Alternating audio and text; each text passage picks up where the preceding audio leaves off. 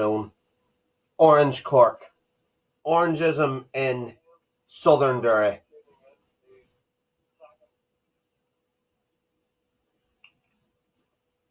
The story of Cork orangeism can only begin in one place, the village of Bandon.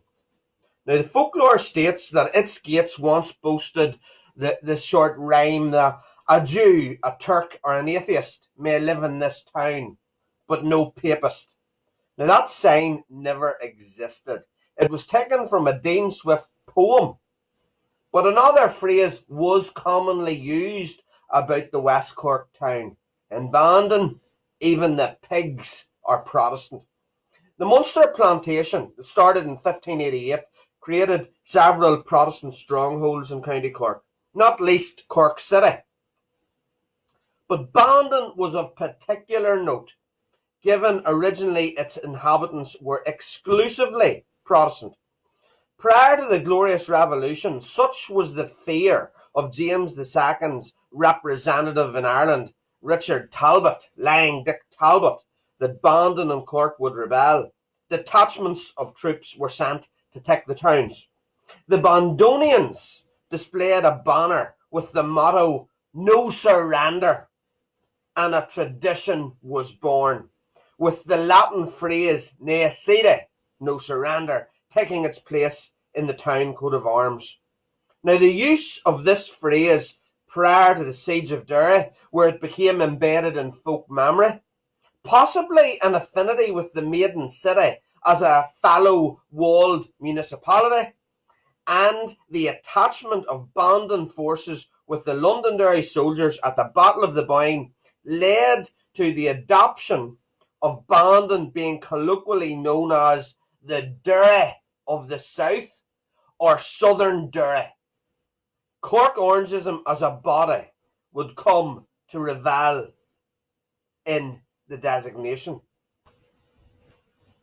Now, orange associations existed in various forms across Ireland, both during and after that revolutionary period, and Boyne societies were undoubtedly active in Cork City and Bandon. In 1777, the Bandon Corps of Yeomanry was formed, and said to be simply an embodiment of members of these lodges.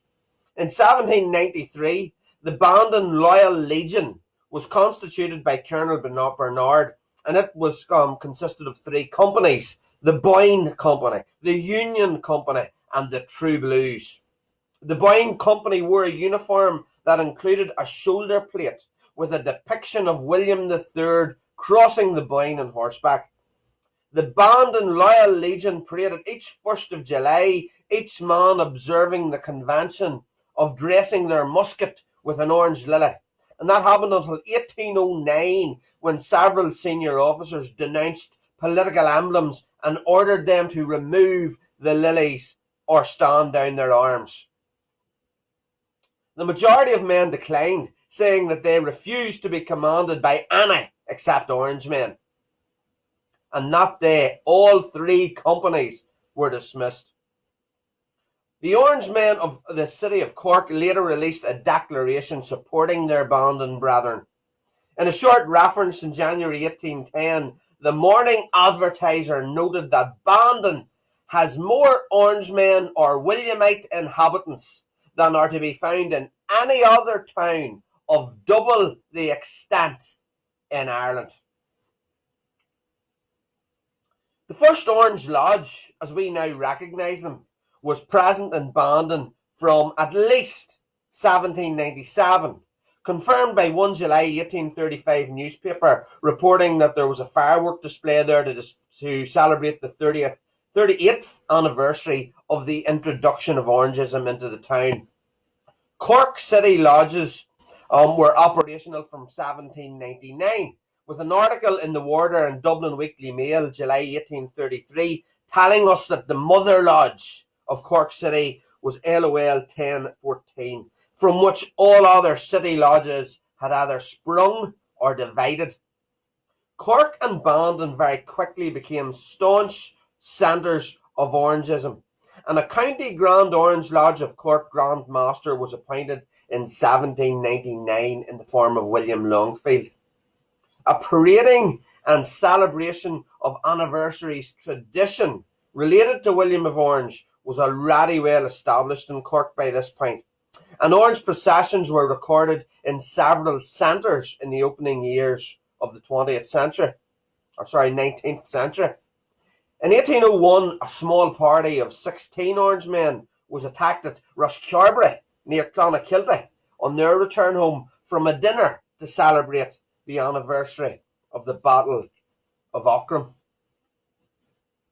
Now, little commentary remains of Orange activity in Cork in the opening decades of the 19th century, though flags were flown from churches and a civic tradition in Cork City of dressing the statue of George III in orange on Tucky's Bridge.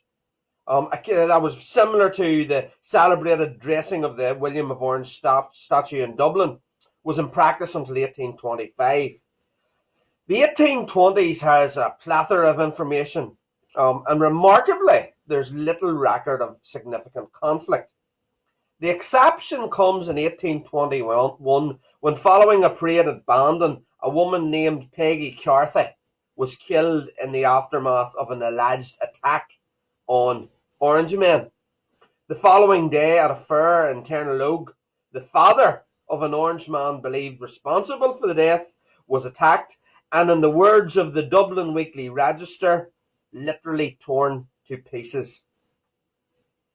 Despite this, Orange commemorations, occasionally via procession, passed off in Cork City and Bandon peaceably for the rest of the decade, even while Daniel O'Connell's mobilisation for Catholic emancipation was progressing and both a focus for Protestant and Catholic alike. The formation of Brunswick clubs in an attempt to create a lobby much broader than just Orangeism against O'Connell's efforts was embraced in Cork. Indeed, in the book Articles of Irish Manufacture or Portions of Cork History by Thomas Sheridan, published back in 1833, he makes the claim that it was Cork which initiated the first Brunswick club. But while Brunswickism would come and go, Orangeism remained steady. Now, the practice of the vast majority of Orange lodges since the inception of the institution, and indeed a practice in place for most well into the 20th century, was to hold meetings in either the house or buildings of their worshipful master, government buildings, a suitable inn or tavern, or even occasionally in church properties. Dedicated Orange buildings were a proportional rarity until the 1890s. However, in that regard, Cork led the way. In Cork City, the local Orange lodges first opened dedicated Orange rooms in 1833 in the city's Faulkner Lane, now known as Opera Lane, just off Nelson Place, which also had its names changed to Emmett Place. It was reported that on Monday, the 29th of July, over 500 local Orange brethren attended the opening of the Cumberland Rooms, named after the then Grand Master of the Grand Orange Lodge of Ireland, His Royal Highness the Duke of Cumberland.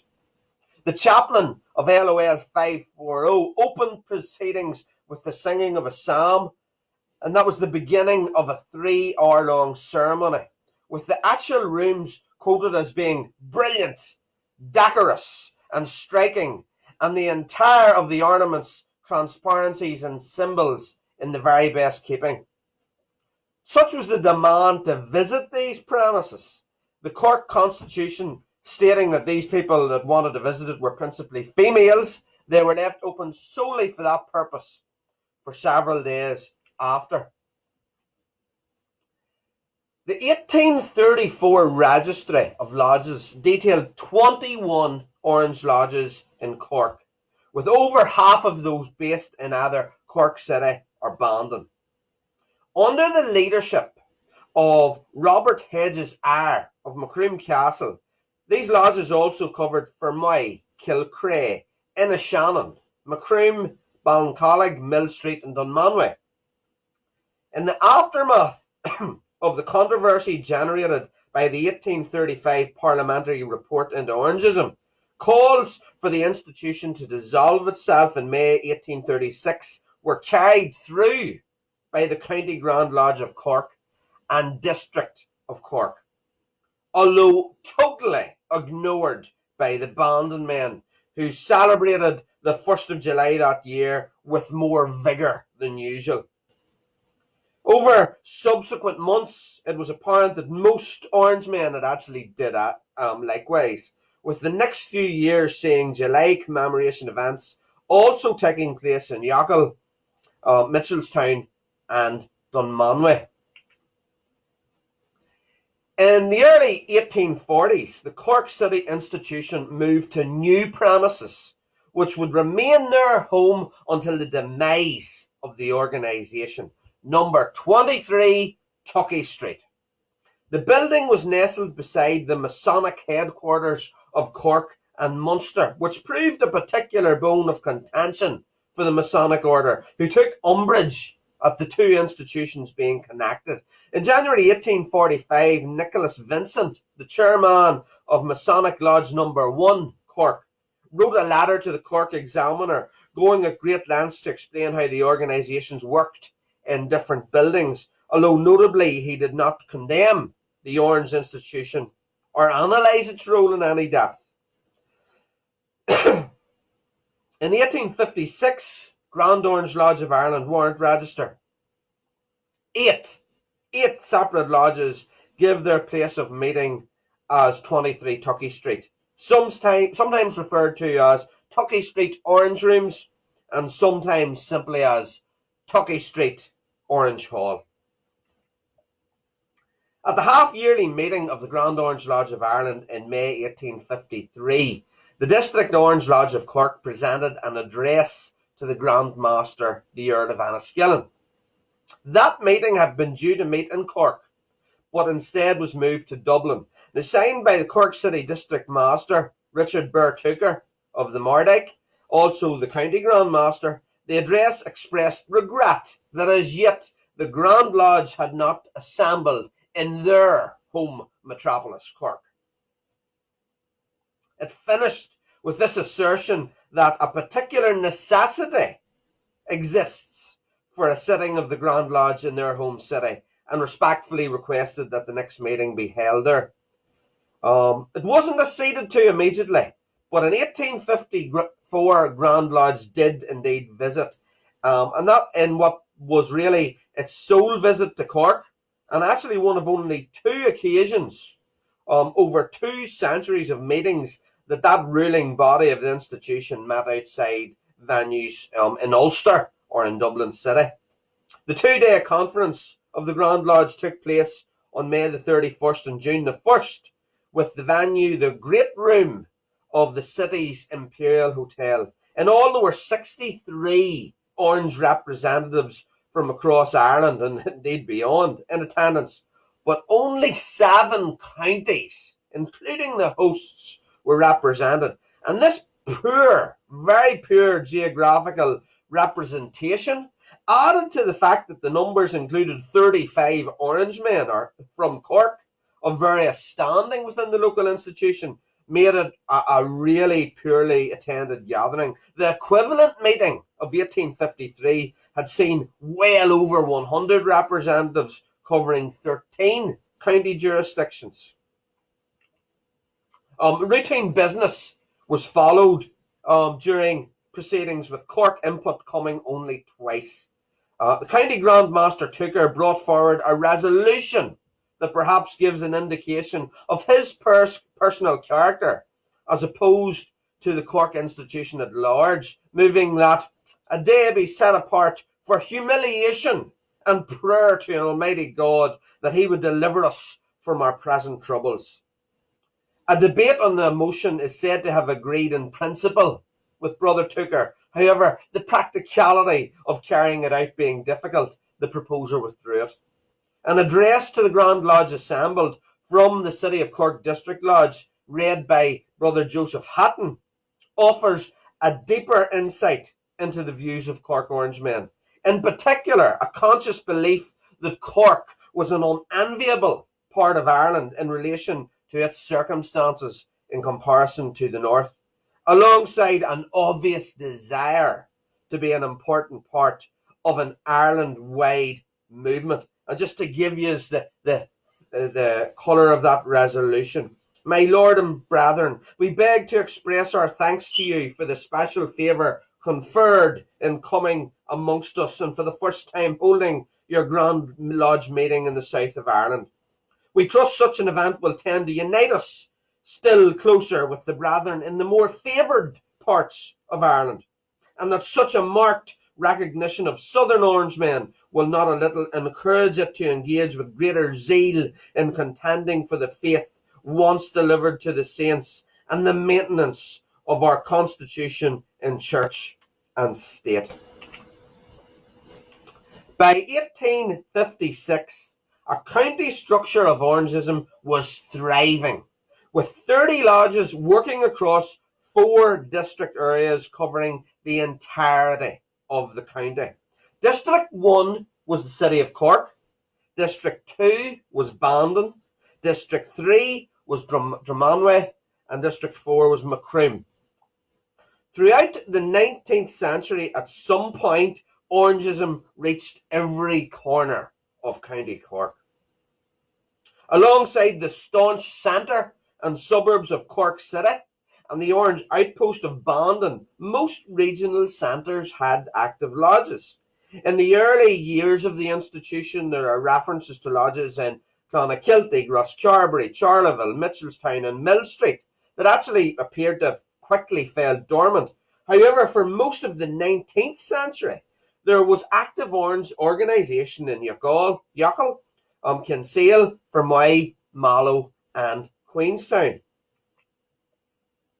The title for the most southwesterly Orange Lodge in Cork, and indeed in the entirety of Ireland, arguably falls to LOL 1341, based in Bantry, who illustrated the pride in Cork being the Derry of the South by it taking the moniker Western Derry, because it was so far west, the Western Derry Orange Lodge. In 1843, a very prominent Bantry Orangeman was attributed the quote of, "What a fine speech O'Connell will make when the noose is adjusted around his neck." While its worshipful master in 1875 was William Warner, a large Bantry-based butter merchant who owned several creameries and who employed about 100 people. The 1875 master of Fermoy, LOL 1677, the Blackwater Orange Lodge in Fermoy, was William Sheriff of Queen Street in the town, a confectioner who in 1857 branched out into hotel keeping and became the proprietor of a very famous hotel, Sheriff's Royal Hotel Fermoy. The Dunmanway District Orange Lodge was under the charge of another hotelier for more than 2 decades, Richard Wagner of Wagner's Hotel Dunmanway. And he was also the long-time master of LOL 1534. LOL 1351 was given as being Youghal, but its place of meeting was actually at Ballynatray, which was in County Waterford. Perhaps the most intriguing Cork Lodge is LOL 1432, which was operational since at least 1824. In 1875, it was noted as covering the Bangalore district of the County Cork Grand Orange Lodge. No doubt the warrant number having been brought to India via a Cork-born soldier or civil servant. Cork, noble Cork, ample in extent, kingdom of Desmond, so an ancient phrase, the mouldering castle, ruined battlement, tale of baronial pride in feudal days. Cork City, beautiful, a troop hath sent from Sylvan Lee, where long the eye may gaze. Dunmanway sends her youth, agile and airy, and Bandon's merry men, the boys of Southern Derry. In his 1869 poem, The Marching of the Lodges, in which he produced verses on every County Grand Lodge of Orangeism, Brother William Archer stated that Cork that year had 44 lodges. Now, unfortunately, no records exist to verify that total, but certainly the decades of the 1860s and 1870s under the leadership of Richard Burr Tucker appears to be a period of relative vitality for the rebel County Orangemen. The Cork Constitution, Cork's nominally Protestant and conservative newspaper, reported on many soirees and gatherings of lodges, some of them quite elaborate affairs. Cork Protestant Hall was the setting for annual gatherings from at least 1868 for the city's Orangemen, variously described as soirees or balls. The 1869 event included a procession inside the building that consisted of over 200 brethren in full regalia, representing the Royal Black Preceptory number 3 and Royal Black Preceptory number 72, Royal Arch Purple Lodge number 540, and the Orange Lodges of 540, 886, 983, and 1131. The following year's event remarked that the banners of each lodge were unfurled for this occasion, and it listed the lodge titles as 540 was Royal Cumberland, 886 was Royal City of Cork, 983 was Royal York, 1084 was Royal Schomberg, and 1131 was Royal Nassau. Now, after relinquishing the office because of illness in 1876, Major Robert Burr Tucker was succeeded as County Grand Master by the County Deputy Master since 1862, Colonel Henry Boyle Bernard.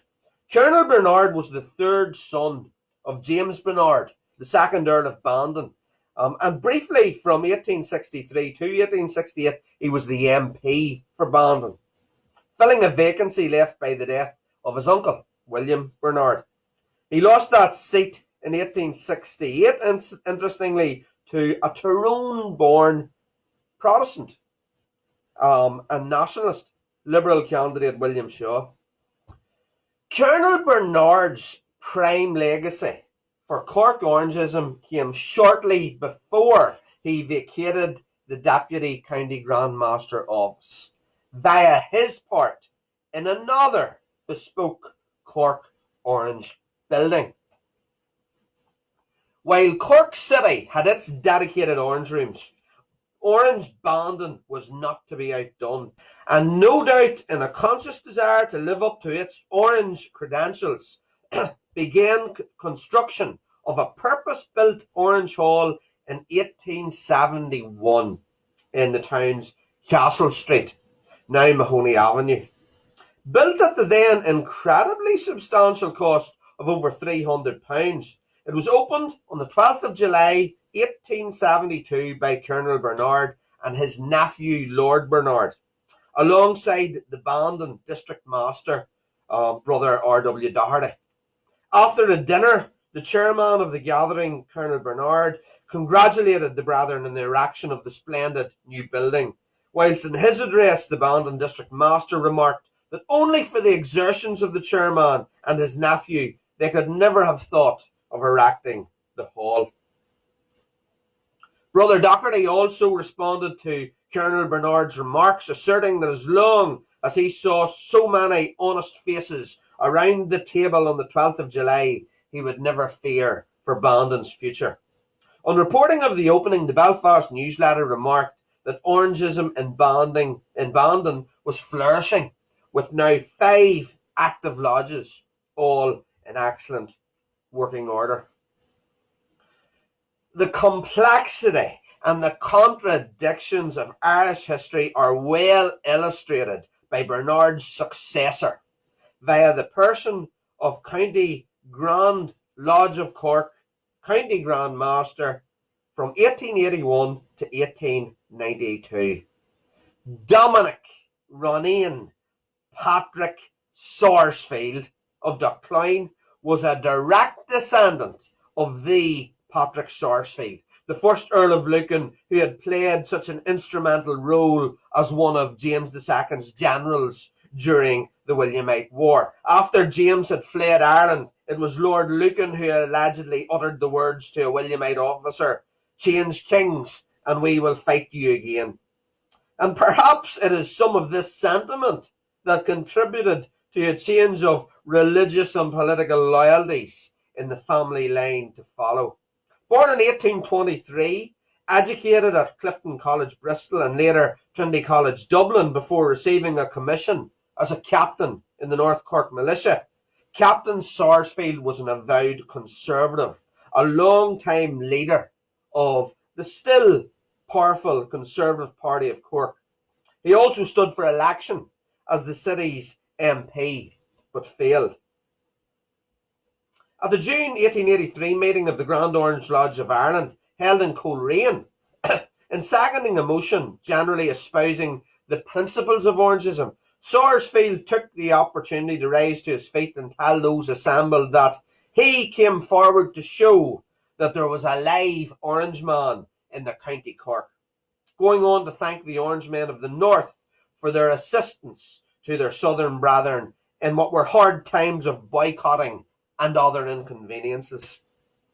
He remarked that just 3 miles from where he lived, a boycotted gentleman had 17 strangers assisting him, and on making inquiries he learned that 15 of them were Orange men from County Cavan.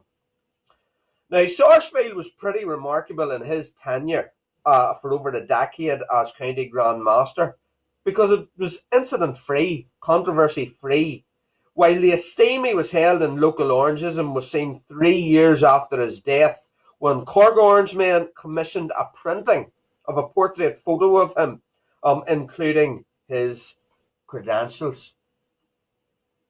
The death of Dominic Sarsfield in 1892 was followed by a succession of County Grand Masters who filled the role for just short periods.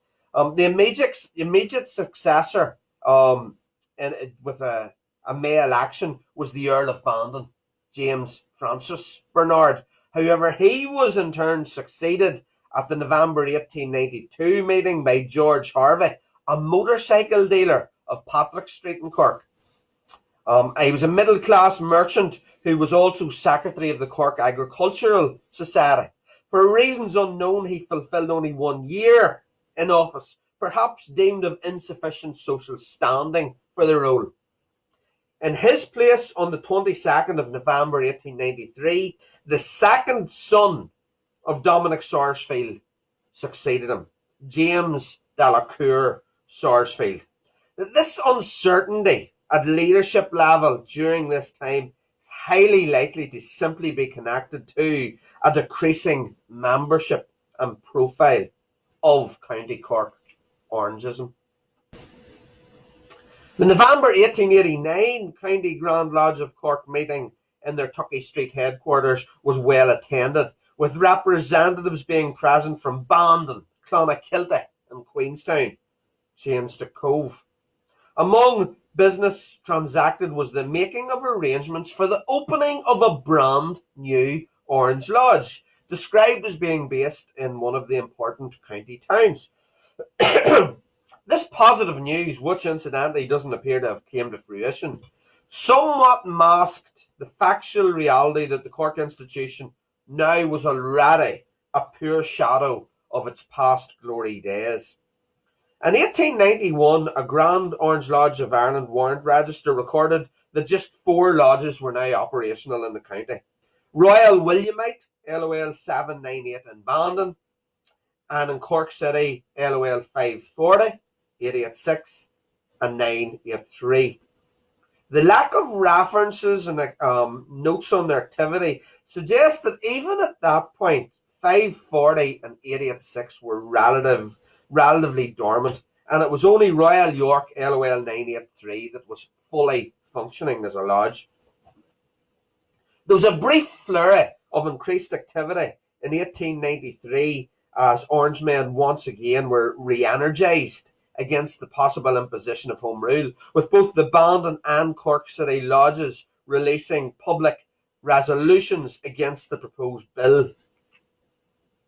By the onset of the 20th century, it is apparent that only two Orange Lodges were now definitely active: 798 in Bandon, 983 in Cork City. In 1906, the members of both lodges joined together to celebrate the 12th, where they sat down for a supper and social evening. In June 1907, at a County Grand Lodge meeting in Tucky Street, it was remarked that a report from LOL 983 was excellent, with an increased membership and finance in a promising condition. However, the Bandon report was not so encouraging, due to the fact it stated that Bandon is now practically a nationalist stronghold. Another united 12th of July meeting and dinner took place in 1910 in Bandon Orange Hall, with it reported that representatives were present from Cork City and from brethren in Blackrock, Douglas, Kinsale and Queenstown.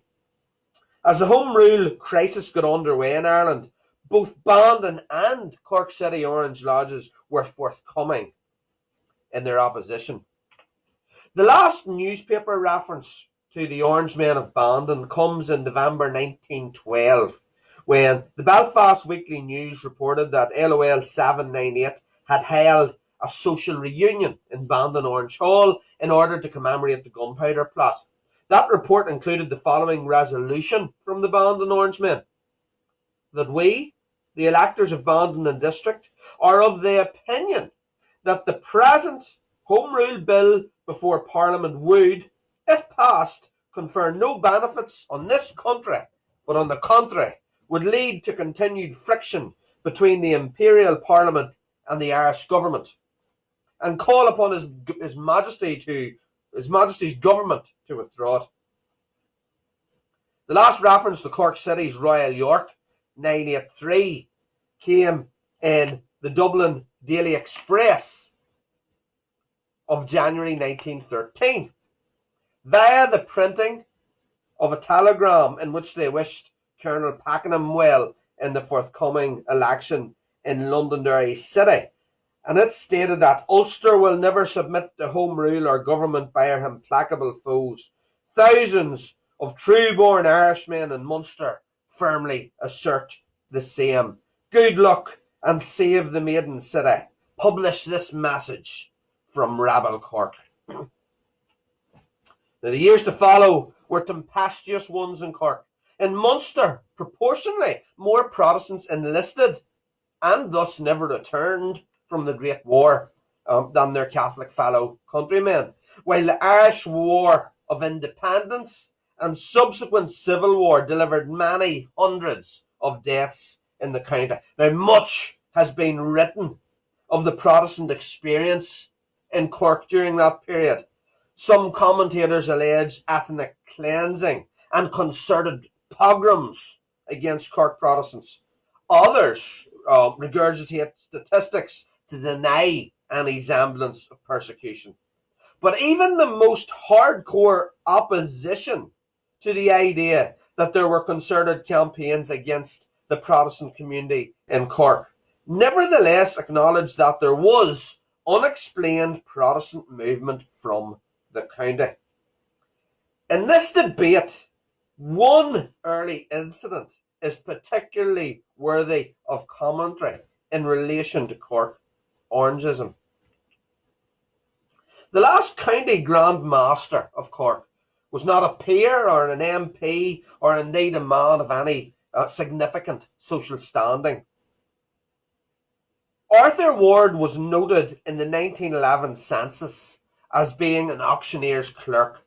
In 1920, a house was attacked at Catfort in Cork City. Contemporary news reports suggested that it was attacked because it had previously performed the role of a military barracks several decades previously. Some suggested it was a robbery, and later the adjacent rooms of the YMCA were identified as the reasoning for the attack. The residents that were forced from the premises included a husband and a wife. The wife died of a heart attack in the immediate aftermath of the attack. The dead woman was 61-year-old Mary Ann Ward. Her husband was the last County Grand Master of Cork, Arthur Ward. Was the attack a coincidence? Possibly, until it is revealed that it took place in the early hours of the 12th of July 1920. Cork orangeism went into abeyance during the Great War period, making its last return of lodges and membership in 1915, and in 1918 being noted as being indefinitely suspended. The last communication with Cork orangeism and Grand Lodge took place in 1919, when the minute books of the County Cork Grand Orange Lodge were deposited with the Secretary of the Grand Orange Lodge of Ireland. And that ends this evening's presentation. You can still visit the former Orange Halls in Cork. The Orange Hall, the Tucky Street Orange Hall, number 23, is now Coffee House. And Bandon Orange Hall was a dwelling which has been partially converted to the rear into flats. Thank you for tuning in to tonight's presentation. Now comes an unashamed plug. Bygone Days History, in an attempt to keep our research going, produces booklets. These are A5, 24-page, full colour booklets covering a vast range of different topics related to forgotten history. There's now 37 different topics covered, ranging from different areas of orangeism, of the Ulster Volunteers, and of other subjects like the 36th Ulster Division, the B-Men, and the Strongs. These are just £4 each, including postage, UK. If anybody's interested in ordering any or finding out more or wants a list of the booklets, please send me a private message either to my personal page, Quincy Dugan, or to Bygone Days History, or email qdugan01@qub.se.uk. Thanks again for joining tonight. Next week's presentation, we will return to the Ulster Volunteers staying in the south, whenever we will tell the almost totally undocumented story of Irish Unionist volunteers outside Ulster, the forgotten anti-Home Rule militias of Leinster, Connacht and Munster, the men who were the de facto UVF in Dublin, Leitrim, Sligo and elsewhere across the south and west of Ireland. Next week as well, I hope to have the ability to keep our talk going a bit more at the end, and perhaps we will answer a few questions. And with that, thank you very much for joining us at Bygone Days History.